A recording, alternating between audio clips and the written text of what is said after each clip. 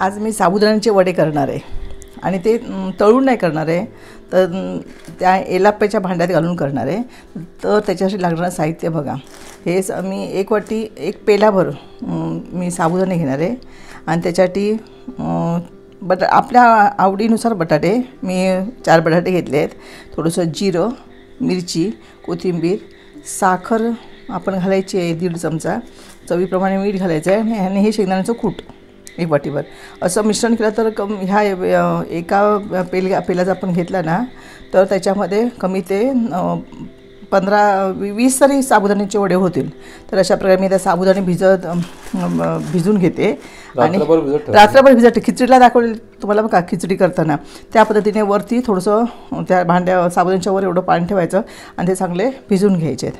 आणि हे सगळं नंतर भिजल्यानंतर मग त्याच्यामध्ये हे बटाट्याच्या साली काढून ते स्मॅश करून हे शेंगदाण्याचे कूट हे सगळं मिक्स करायचं आणि नंतर तुम्हाला गोळे करताना दाखवते. हे बघा ते मिश्रण एकजीव केल्यानंतर मी गोळे केले. ते बघा आपल्याला हवे ते आकाराचे. हे बघा ह्या भिड्याच्या साईजमध्ये ते बसायला पाहिजे होय ना. आता मी भिडं तापत ठेवलं आहे. आता काय करणार आहे, त्याला तूप लावून घेणार. ह्याला तापवताना खाली ताटली ठेवायची म्हणजे सगळ्या बाजूने चांगलं लागतं. हे बघा यामध्ये अशा पद्धतीने तूप लावून तुपच लावायचं म्हणजे तुपामध्ये जरा त्या वड्यांना चांगला स्वाद येतो.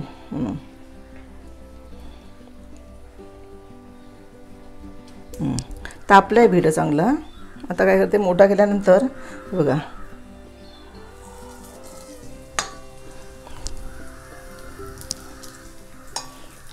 आणि असं पण हे मीडियम गॅसवरती 6-7 मिनटं आपण हे शिजवायचे आहे चांगले.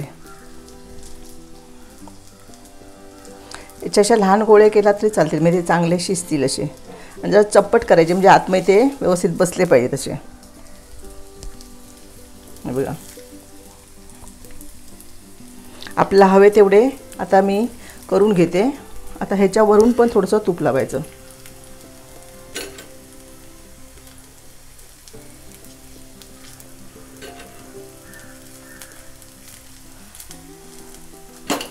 आणि ह्याच्यावरती झाकण ठेवायचं. बघा आता 6-7 मिनिटाला आपण काय करायचं नाही, मीडियम ठेवायचं.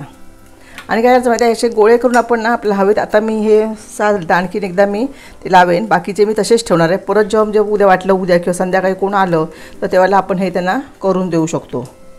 हे बघा आणि फ्रीजमध्ये ठेवलं त्याला काहीच होत नाही, 2-3 दिवस सहज राहू शकतात ते. तर अशा प्रकारे सगळे गोळे करून घेते आणि हे एकदा भाजणी पलटताना तुम्हाला ते वडे परतताना तुम्हाला दाखवते नंतर. मग 6-7 मिनटं झाली आहेत. आता बघूया आपण.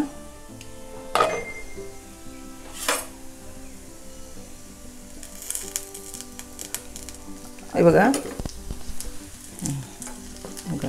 या पद्धतीने आपण हे सगळे असे परतून घ्या. सहज उलट आहेत बघा. आता ही खालची बाजू पण चांगली आपण अशी परतून घेऊन वरची बाजू खाली गेली आहे ना ती पण चांगली आपण शेकून घ्यायची आहे. याच्यापेक्षा जास्त वेळ ठेवला तरी सुद्धा चालेल. बघा चांगले खरपूस भाजले, कुरकुरीत होतात छानपैकी. तर अशा प्रकारे मंद आचेवर भाजतात म्हणजे आतमध्ये संपूर्ण भाजतात ते. तर अशा पद्धतीने आपण हे पुढचे पण भाजून घेऊया आणि नंतर तुम्हाला दाखवते मी. आता वरनं थोडंसं परत त्या पद्धतीने मगाशी आपण केलं त्या पद्धतीने तूप सोडायचं जरासं म्हणजे का होईल चांगलं भाजतील. म्हणजे याला तेल कमी लागतं ज्यांना तेलाचं म्हणजे तेल जास्त कोणा सगळ्यांच्या तब्येतला तेल म्हणजे जास्त तेल उपयोगाचं नाही आहे. तर म्हणून आपण अशा पद्धतीने करतो आहे आणि चांगले कुरकुरीत होतात ते. आता हे पण ह्या पद्धतीने आपण 6-7 मिनटं ते भाजून घेऊया. आता मी वरती झाकण ठेवते. चांगला तांबूसर कलर आला आहे बघा ह्याला. हवे तर आता आणखीन परत ह्या साईडने एका साईड जे आपल्या कच्ची साईड वाटते ना त्या साईडने असं ठेवून आपण हे शेकून घ्यायचे की आपले आता हे साबुदाणा वडे सोप्या पद्धतीने झटपट कमी तेलात होणारे तयार झाले आहेत. आता हे साईडचं मी साईडने शेकून घेते. फक्त आपल्याला हे शेकायला लागतं. तळलं का तर पटकन तळून होतं. एका आपण घातलं कढईमध्ये ते एकदम फ्राय होऊन सगळ्या येतात. तर हे आपलं आता हे थोडंसं आपल्याला वेळ लागेल ह्याला, पण कमी तेल आपलं तेलाची बचत होईल. तेल शरीराला आपल्या घातक असतं त्यामुळे ह्या पद्धतीने केलेले वडे चांगले म्हणजे तसेच लागतात फक्त तेल कमी आणि कुरकुरीतही होतात. हे बघा कुरकुरीत झाले आहेत ते. आता मी ह्या साईडने असे ज्या साईड आपल्याला कच्ची वाटते ना त्या साईडने शेकून घ्यायचे. हे बघा किती सुंदर झालेत ते बघा. आता मी काढून घेते ते अलगद आणि तुम्हाला ते हे पण दाखवते किती कुरकुरीत झाले ते. म्हणजे आपण तळतो ना त्या पद्धतीने असे कुरकुरीत झालेत. आता हे आपण चटणीबरोबर, आपण जी चटणी करतो ना नुसतं उपवासाला खोबऱ्याची चटणी करतो त्या चटणीबरोबर सुद्धा आपण हे खाऊ शकतो, किंवा असेच तुम्ही चहाबरोबर खात असाल तर चहाबरोबर खाऊ शकता. हे बघा तुम्हाला दाखवते किती कुरकुरीत नाही बघा.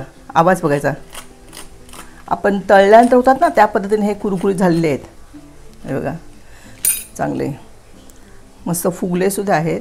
तर अशा प्रकारे झटपट आहे आपले साबुद न तळल्याशिवाय तेल कमी वापरून केलेले साबुदाण्याचे वडे यल्लाप्पे पात्रात केले. मित्रांनो, झटपट होणारे साबुदाण्याचे वडे हे आईने तुम्हाला यल्लाप्प्याच्या भिड्यामध्ये करून दाखवलेले आहेत. तुम्ही पण अशाच प्रकारे ते नक्की करून बघा. हा व्हिडिओ तुम्हाला कसा वाटला हे आम्हाला कमेंट करून नक्की सांगा. तसेच चॅनलवरील इतरही विविध व्हिडिओ नक्की बघा आणि चॅनलला सबस्क्राईब करायला विसरू नका.